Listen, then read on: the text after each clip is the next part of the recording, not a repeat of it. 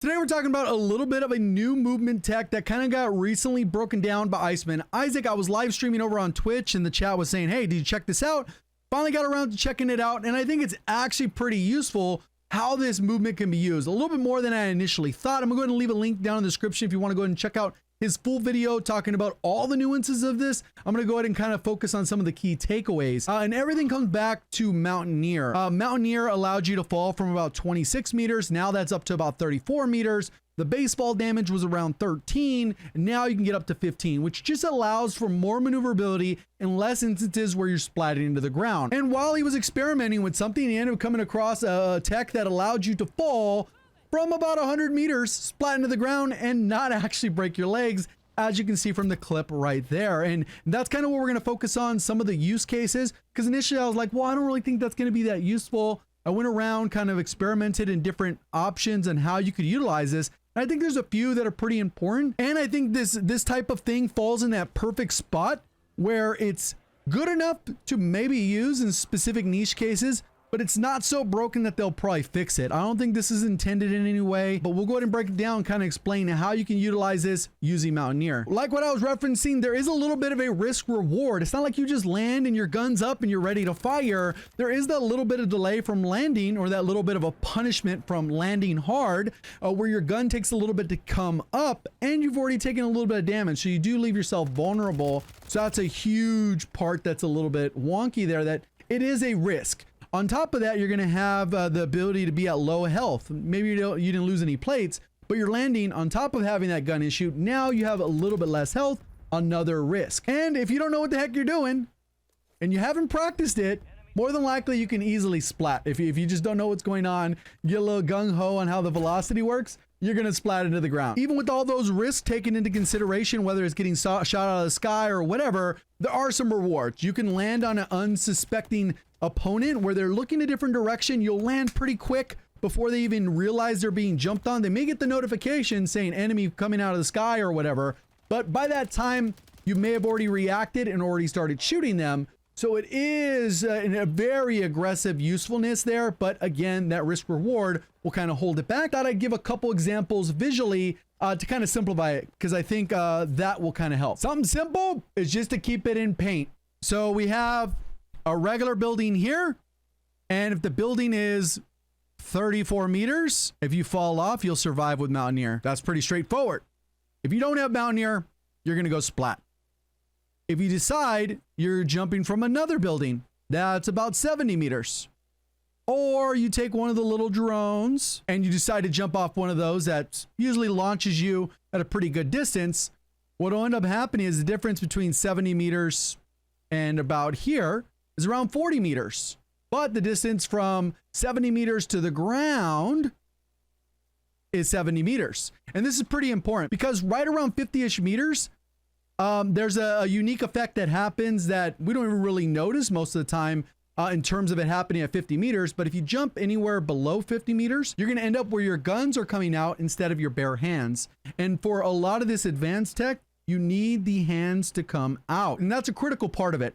So if you're not jumping off of a building that has at least 50 meters or higher, this mechanic probably is not going to take effect, or it's going to be pretty difficult. You're going to end up coming out with the gun first, and that's just not going to work. If you're on the zip, same thing. You need at least 50 meters between where you're at and the ground, not necessarily 50 meters and here, because we know the distance between those two is 36. I know it's going to be a little bit complicated for some, but I'm trying to keep it simple.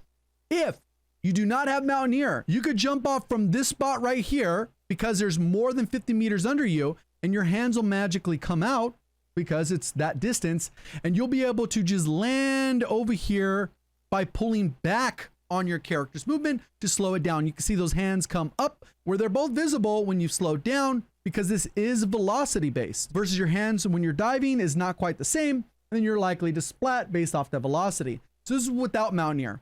With Mountaineer, basically anything 100 meters, you'll be able to jump off of.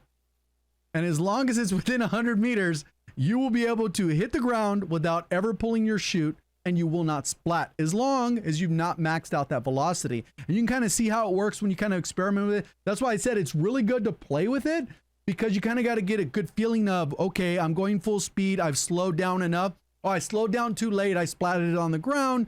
And it kind of keeps those examples pretty easy. So this isn't probably something you'll just go and say, hey, you know what? I'm gonna just start doing this in a match. Odds are you're likely to splat. But I think there's tons of different use cases. One of the most important ones that I think Isaac pointed out within his video is if you're landing at the beginning of a game, a helicopter's usually on that elevated platform. So what'll happen is if it's elevated, you have more than 50 meters below you, but you're only within like 20 or 30 meters of the roof. What you can do is start doing the animation, draw back, and you can land on it without ever having to pull your chute if you timed it effectively. So it can be useful for those race scenarios, or if the other person that you're going against doesn't know that, you can land before them and then you can shoot them as they're parachuting in. So it kind of gives you that little bit of a balanced dynamic. If you're coming back from the gulag, you might be able to land a little bit more aggressively than otherwise you would have because you don't have your perks. You're able to land within that 40. Obviously, it's more niche case because you have to know the height difference. You have to be on a building that's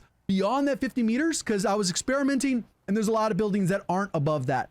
So for when it comes to Urzikstan, obviously you're going to be limited based off where you're on the map, but the zips will pretty much always work because you're going to get well beyond that 50 meters. Top of that, you can be a little more aggressive on loadouts, whether you want to land near water or those types of things. It gives you a little bit more flexibility to be able to be aggressive, especially if you have Mountaineer. If you're making a rotation, you don't have to actually pull your chute kind of at all. If you really get a good grasp of this, as soon as the hands come out, you know that you can basically land anywhere unless you're doing something ridiculous like jumping out of a plane at 170 meters or from initial landing and plunder or something like that. You're just not going to be able to get the balance there to be able to land within 100 meters unless you plan for that by pulling your chute. The hot drop thing that I mentioned earlier, where if you have somebody that's kind of in engagement, you can land on them so quick and basically delete them before they have a chance to react. And that's the critical one that I think will be most common and probably be most annoying. That's where maybe people will complain if people are utilizing it. And because of the way the designs are, like we talked about with Bondle earlier on, Rebirth is very much the same. I went into Rebirth and I was like, all right, what is the height I get off of this? And basically, if you have Mountaineer, you never need to pull your chute. Almost never. Basically, you'll be able to launch from any of the drones. And now that we got the deployable one, you can kind of factor that into your decision making if you want to go ahead and land hot in any of those. And I know a lot of people were already kind of aware of that for Rebirth. You can go from one of the drones onto the roof and you're fine. It's just now there's a little bit of knowledge behind it, and it comes back to that velocity. Where are your hands sitting in that animation? There it is. Hopefully you guys get a chance to utilize this. Let me know what your thoughts on it. You think this is overpowered, something you probably won't use, or do you think it's incredibly helpful? Appreciate all the support. Thank you for watching as always. Have a great day.